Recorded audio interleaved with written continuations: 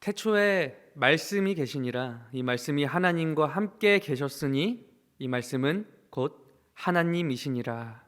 아멘. 우리는 요한복음에서 로고스, 즉 말씀이 예수님을 가리키고 있는 것이라는 사실을 잘 알고 있습니다. 이는 이미 우리가 아는 사실이기에 어렵지 않게 이 구절을 이해할 수 있는 것 같습니다. 말씀에 해당하는 이곳에 예수님을 대입하며 말이죠. 태초에 예수님이 계시니라. 예수님이 하나님과 함께 계셨으니 예수님은 곧 하나님이시니라 라고 말입니다. 영원 전부터 예수님께서 계셨으며 하나님과 함께 계신 예수님이 하나님 아버지는 아니시지만 예수님은 곧 하나님이시다 하는 삼일체 교리의 큰 바탕이 되는 귀중한 말씀입니다. 그런데 저는 오늘 본문을 보면서 이런 질문을 해보게 되었습니다. 정말 예수님이 말씀이신가 하고 말이죠. 이 질문은 하나님의 말씀이 하나님이신가 하는 질문과 유사한 의미에서 던져본 질문이었습니다. 언젠가 성경이 하나님은 아니라고 하신 담임 목사님의 말씀이 제게는 굉장히 인상적이었기 때문에 계속 생각해 보게 되는 것 같습니다. 성경이 하나님은 아닙니다. 하나님께서 인간에게 자신을 계시하시기 위해 말씀하시고 성령의 감동으로 기록하게 하신 성경이 하나님의 말씀이지만 하나님은 아니라는 것이죠. 하나님은 우리가 생각할 수 있는 것보다 크시고 우리가 감히 상상할 수 없는 분이시기 때문입니다. 이와 마찬가지로 예수님이 곧 말씀이시라는 것도 예수님이 말씀 그 자체라기보다는 사도 요한이 로고스라는 단어를 채택해서 예수님을 말씀으로 표현하고 있는 것입니다. 물론 이 말이 예수님이 말씀 곧 로고스가 아니라는 말은 절대로 아닙니다. 예수님은 말씀이십니다. 예수님께서 자신을 소개하실 때 나는 생명의 떡이다, 나는 세상의 빛이다, 나는 양의 문이다, 나는 선한 목자이다, 또 나는 부활이요 생명이다 등 자신을 소개하신 그런 것들과 그런 의미들과 같다는 것이죠. 그 어떤 단어 하나로 예수님을 다 표현할 수는 없지만 우리가 이해할 수 없는 방식으로 예수님께서 자신을 세상에 나타내신 것이 아니라 우리가 이해하고 따를 수 있는 분으로 자신을 나타내신다는 것입니다. 말씀, 곧 로고스라는 것은 헬라 사상이나 유대 사상에 있어서 굉장히 보편적인 것이었습니다. 그들이 굉장히 많은 관심을 두고 있는 것이었다는 말입니다. 당시 헬라 철학에 있어서는 로고스는 영원한 질서, 혹은 우주적 원리, 덕의 원천, 이성과 지식의 원천으로 생각을 하고 있었습니다. 또 유대 사상에 있어서 말씀은 우리가 구약 성경을 통해 알 수 있는 것처럼 능력이었습니다. 하나님께서 말씀으로 세상 만물을 창조하셨고 말씀으로 기적을 일으키시는 등 세상의 어떠한 원리 혹은 원천으로 생각했던 헬라 사상과는 조금 다르다는 것을 알 수 있죠. 사도 요한이 헬라 사상을 염두에 둔 것인지 유대 사상을 염두에 둔 것인지는 모르겠지만 저는 아마 포괄적이지 않을까 하는 생각이 듭니다만 그것이 중요한 것이 아니라 그들에게 잘 알려진 이 로고스라는 단어를 채택해서 이를 예수님으로 표현했다는 것이 중요한 것이죠. 오늘 이 시대에 로고스, 즉 말씀이라는 것이 어떤 의미가 있을까요? 시대가 다른 만큼 말씀, 즉 말이라는 것이 이 시대에 시사하는 바가 다를 수도 있습니다. 이 시대에 많은 사람은 말이라는 것이 우주의 원리 혹은 지식의 원천이라는 생각을 보통 하지 않을 수 있습니다. 또 말이라는 것이 세상을 창조했다던가 기적 같은 일을 일으킬 능력이 있다고 생각을 하지 않을 수도 있습니다. 물론 하나님을 믿는, 예수님을 믿는 우리는 그렇게 생각하지만 말이죠. 오늘날 말씀이라는 것은 어쩌면 오히려 부정적인 인식이 들 수도 있습니다. 그것이 뭔가 고리타분한 것이라든지 말이죠. 누군가는 말로 무엇을 가르치려고 할 때 흔히 이렇게 말하기도 하죠. 설교하지 마 라고 말이죠. 설교를 주로 하는 저희 입장에선 당황스러운 말일 수도 있겠죠. 이게 그렇게 싫은가? 설교가 그렇게 싫은가 하고 말이죠. 물론 이 시대에도 말의 중요성에 대해서는 많이 강조되기도 합니다. 말 한마디에 천냥빚도 갚는다 하는 속담은 오늘날에도 여전히 유효한 것입니다. 이와 같이 로고스, 즉 말에 대한 인식은 시대에 따라 달라질 수 있어도 어느 시대나 동일한 개념이 있습니다. 무엇이죠? 말이라는 단어의 그냥 평범한 의미, 즉 소통이라는 것에 있어서는 동일합니다. 오늘 보면 14절에서 말씀이 육신이 되어 우리 가운데 거하심에 하는 말씀을 보면서 하나님께서 우리와 소통하시기를 얼마나 원하셨으면 육신이 되어 오셨을까 하는 생각이 들었습니다. 물론 하나님께서는 말씀으로 세상 만물을 창조하셨고 또 말씀에는 능력이 있어서 기적과 같은 놀라운 일들이 나타나기도 하고 영원전부터 존재하는 근원 또는 원천이 되기도 하지만 말씀에 대해서 우리가 생각할 때 오늘 우리에게 가장 중요한 것은 소통이 아닐까 하는 생각이 들었습니다. 하나님께서는 우리에게 자신을 나타내시고자 말씀하신다는 것입니다. 물론 하나님께서는 기적을 보이시며 자신을 나타내기도 하시지만 그것은 결국 하나님께서 말씀하시기 위해 나타내시는 표징에 불과하다는 것을 생각해 보게 됩니다. 하나님께서 모세에게 자신을 처음 나타내실 때 모세는 신기한 광경을 보게 되죠. 떨기나무에 불이 붙었는데 불이 붙은 그 나무가 타지 않는 이런 기이한 광경을 말이죠. 그것이 무엇을 의미하는지는 차치하더라도 이런 기적이 하나님께서 말씀하시기 위한 표징이 된다는 것은 확실한 것이죠. 기적과 같은 그 표징이 중요한 것이 아니라 그 후에 하나님께서 하시고자 하는 말씀이 중요하다는 것입니다. 하나님의 말씀이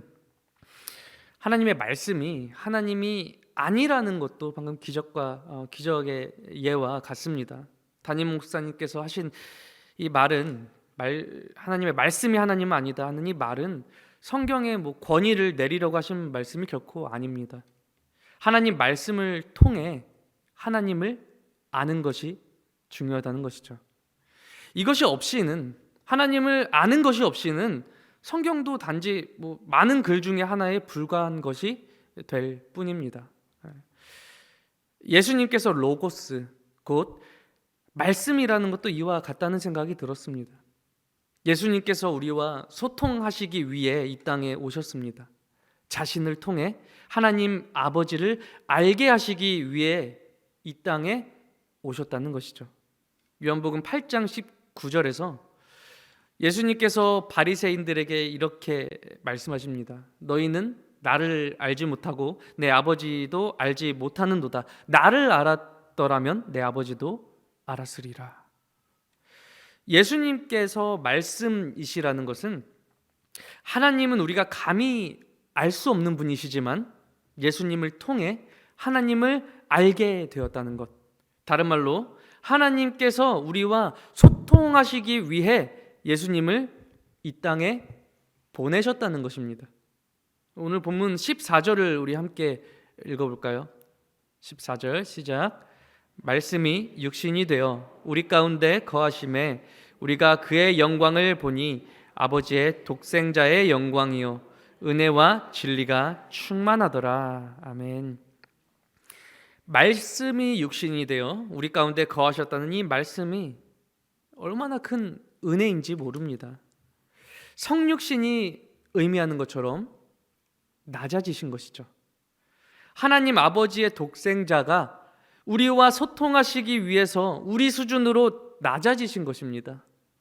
어쩌면 오늘 우리가 누리는 이 은혜, 말씀이 육신이 되셔서 우리 가운데 거하신 이 은혜가 오늘 우리에게 그냥 너무 당연하게 생각이 들 수도 있습니다.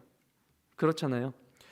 히브리서 11장에서 말씀하는 것처럼 많은 선진들이 믿음으로 증거를 받았지만 약속된 것을 받지 못했습니다.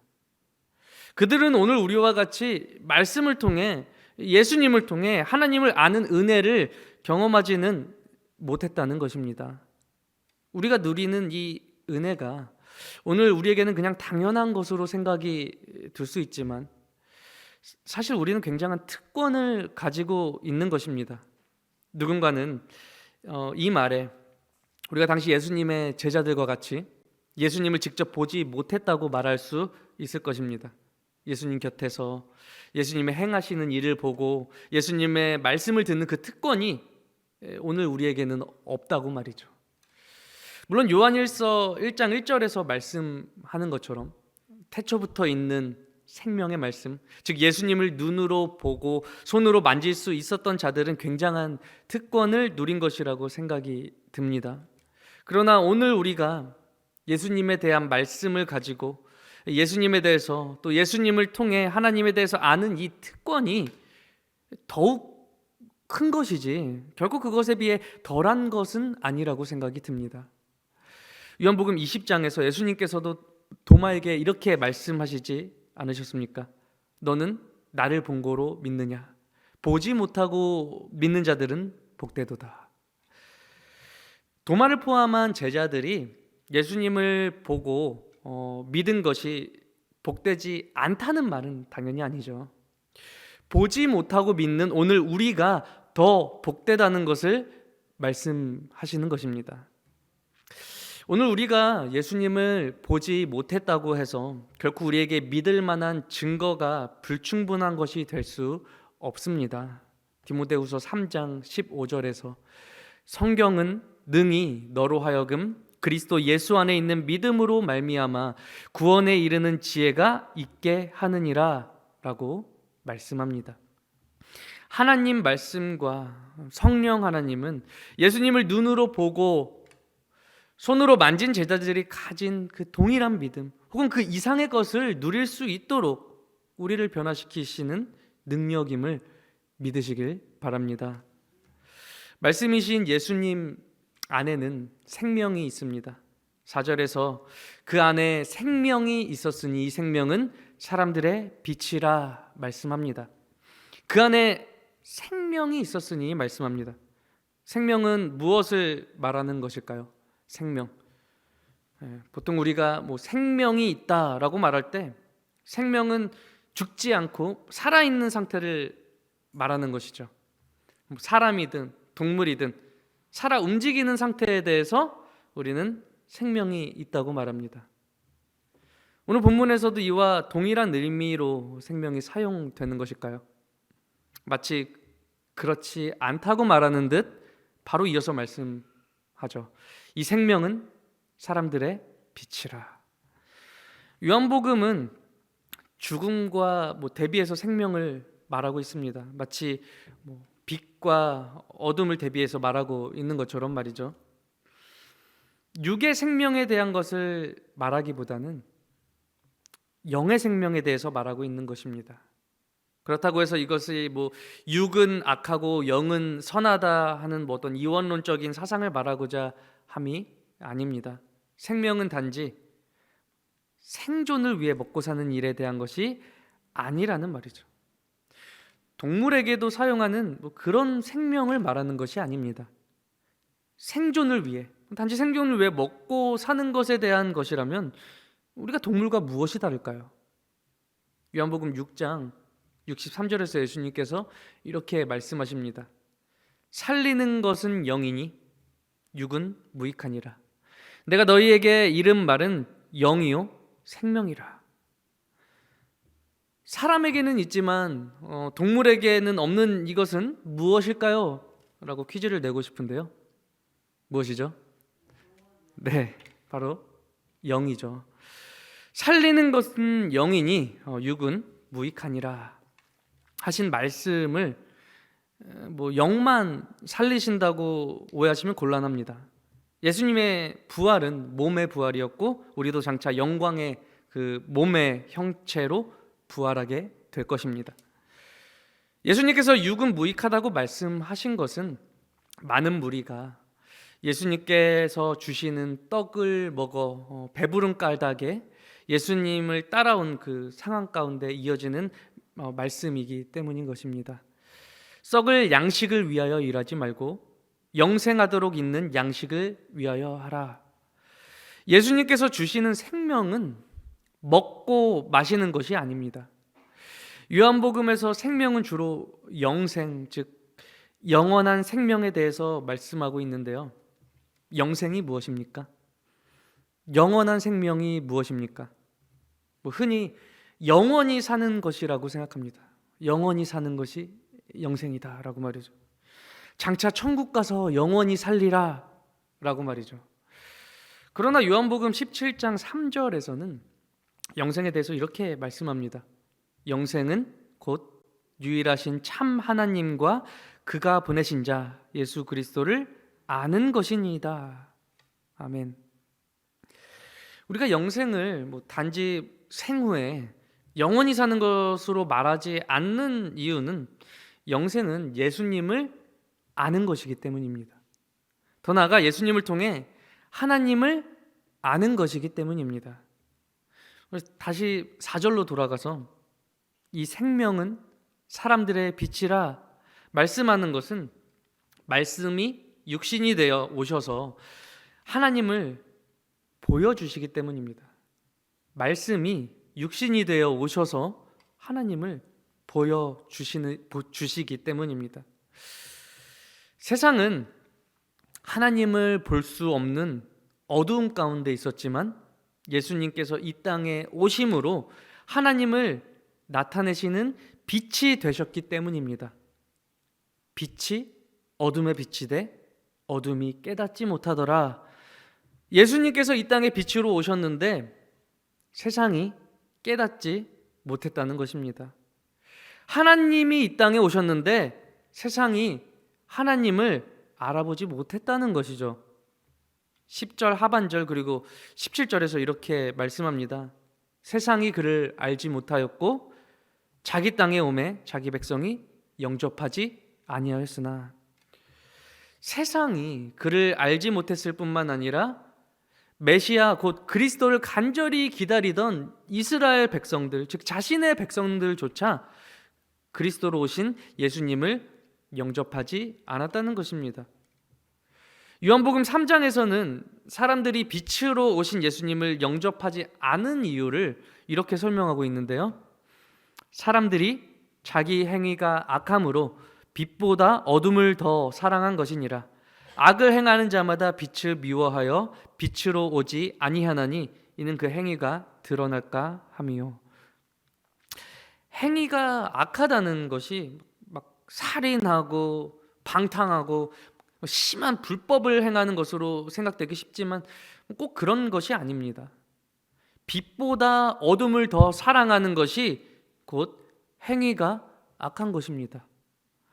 다른 말로 하나님보다 세상을 더 사랑하는 것, 하나님 알기보다 세상 알기를 더 즐거워하는 것, 이런 것을 말하고 있는 것이죠.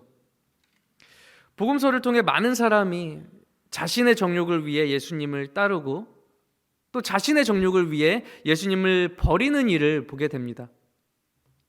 12, 13절에서 영접하는 자, 곧 그 이름을 믿는 자들에게는 하나님의 자녀가 되는 권세를 주셨으니 이는 혈통으로나 육정으로나 사람의 뜻으로 나지 아니하고 오직 하나님께로부터 난 자들이니라 말씀합니다. 많은 사람들이 세상을 사랑함으로 예수님께 나아오지 않지만 하나님께로부터 난 자들은 예수님을 영접한다는 것입니다. 예수님을 영접한다는 것, 곧 예수님의 이름을 믿는다는 것은 예수님을 알므로 하나님 아버지를 아는 것을 뜻합니다. 하나님을 정말 사랑하는 자는 당연히 그것을 가장 큰 영광으로 여기겠죠. 하나님을 사랑하는 자는 하나님을 아는 것을 가장 큰 영광으로 여기겠죠.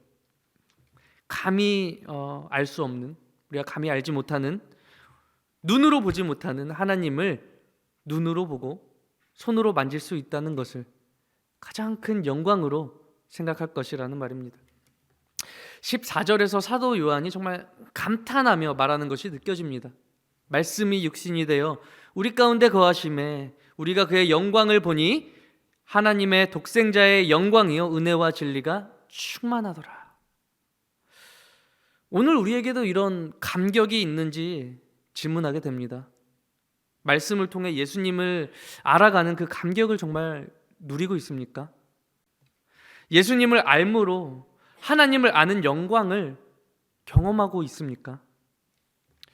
예수님을 안다는 것, 또 하나님을 안다는 것, 이것이 생명, 곧 영생입니다.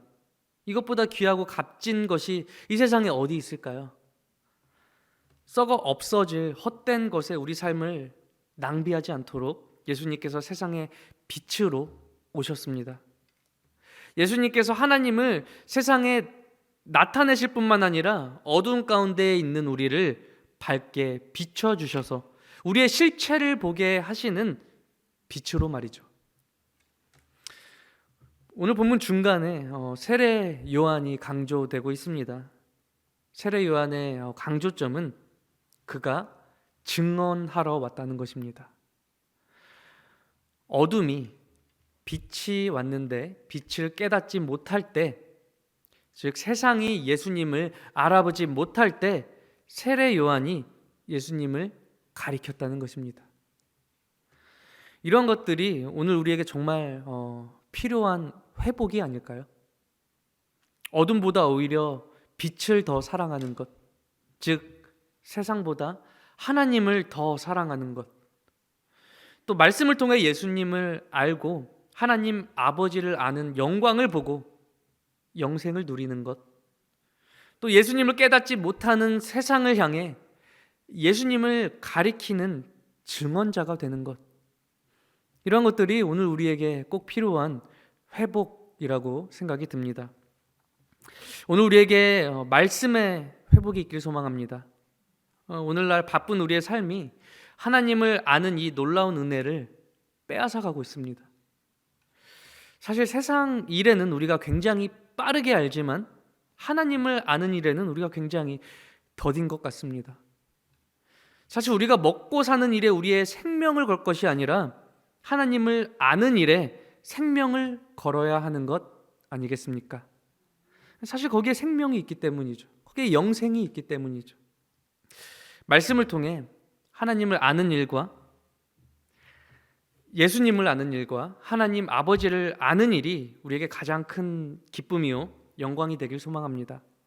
그리고 우리가 아는 예수님을 우리 각자의 삶에서 많은 사람에게 증언하는 증언자가 되길 주님의 이름으로 간절히 소망합니다.